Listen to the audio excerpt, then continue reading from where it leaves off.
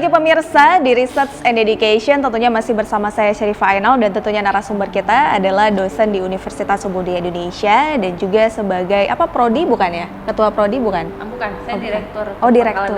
Kita lebih tinggi lagi pemirsa. Oke, kalau gitu tadi udah kita membahas tentang penelitian. Nah, untuk segmen ketiga kali ini tentunya kita akan membahas terkait dengan pengabdian yang sudah dilakukan oleh Ibu Desita kepada masyarakat khususnya Aceh sendiri ya. Kalau gitu kita langsung tanya nih terkait dengan topik nih. Apa sih topik yang Ibu angkat untuk pengabdian Ibu? Untuk yang sudah saya lakukan itu judul yang saya bawa adalah bagaimana pemanfaatan internet ya sebagai media informasi tentang kesehatan reproduksi gitu. Iya. Pada siswa SMK. Jadi saya lebih memilih kepada mahasiswa yang sudah dibilang remaja ya, remaja menjelang dewasa gitu. Iya. Nah, kenapa sih bisa ngambil tema itu? Yang melatar belakangi saya itu gini, jadi saya pernah baca satu media massa terkait dengan bagaimana siswa itu agak kurang, bukan kurang paham, tapi kurang peduli terhadap bagian kewanitaan gitu ya, sehingga angka terkait dengan penyakit wanita gitu ya, penyakit kewanitaan itu agak tinggi gitu, tinggi di Aceh dan itu berlangsung gitu ya, jadi grafiknya itu signifikan. Nah, saya ingin bagaimana sih di bidang IT itu bisa membantu mereka minimal untuk mereka mendapatkan informasi saja terkait dengan apa sih kesehatan reproduksi, bagaimana menjaga, bagaimana merawat, dan bagaimana sih ketika memang itu sudah terjadi gitu ya. Mungkin ada yang sedikit ada penyakit di situ gitu kan. Nah, jadi saya ingin bagaimana sosialisasi gitu kepada siswa untuk bagaimana mereka memanfaatkan internet nggak cuma untuk ngegame kali atau sosial media gitu, tapi peduli kepada bagaimana dia mendapatkan informasi terkait dengan itu gitu. Nah, itu gimana tuh prosesnya sehingga mungkin siswi di SMK itu bisa melihat informasi di internet itu dengan media yang Ibu kasih, itu media apa?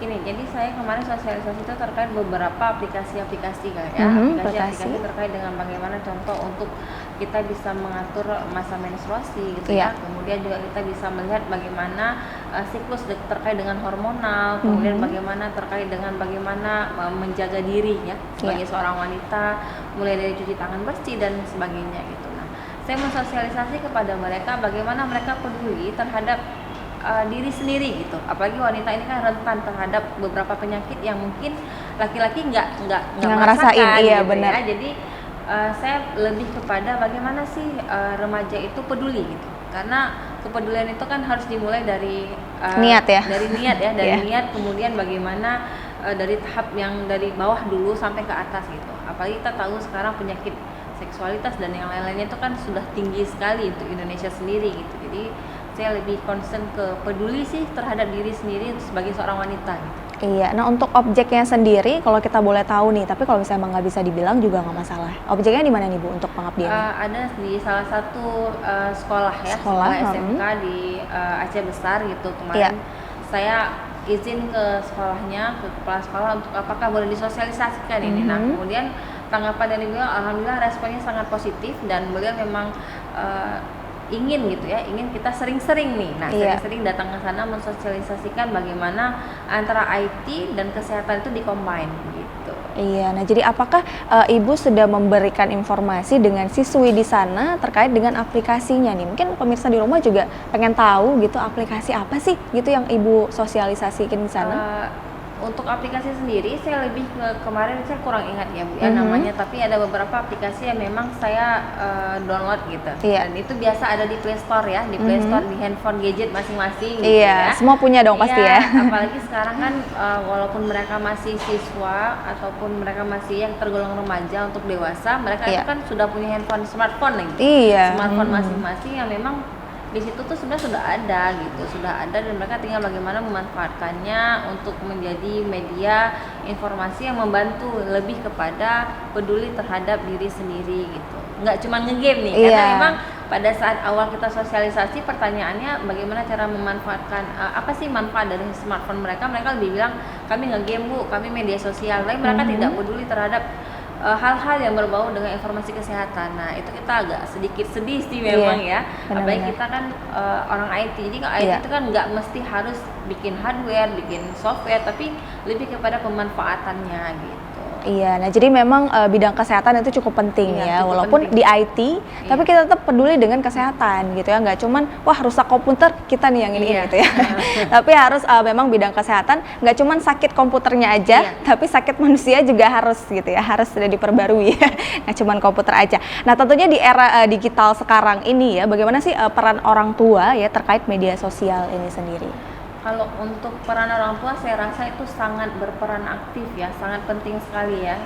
Selain yang utama adalah agama kali ya, agama memang penting, kemudian orang tua, karena kalau sekarang kita berharap hanya kepada lingkungan, kemudian kepada guru ataupun teman-teman gitu ya, itu saya rasa sedikit sekali yang mereka dapatkan gitu. Jadi harus peran orang tua itu harus 100% memang ditingkatkan, dari mulai bagaimana orang tua membimbing, kemudian menjelaskan, kemudian bagaimana orang tua itu memberikan arahan kali ya terkait dengan bagaimana menjaga diri, kemudian bagaimana menjaga kesehatan, apalagi terkait dengan reproduksi untuk wanita gitu kan. Pastinya. Karena nanti jangan sampai begitu mereka sudah masuk ke jenjang yang lebih lanjut gitu, mereka akhirnya menyesali gitu.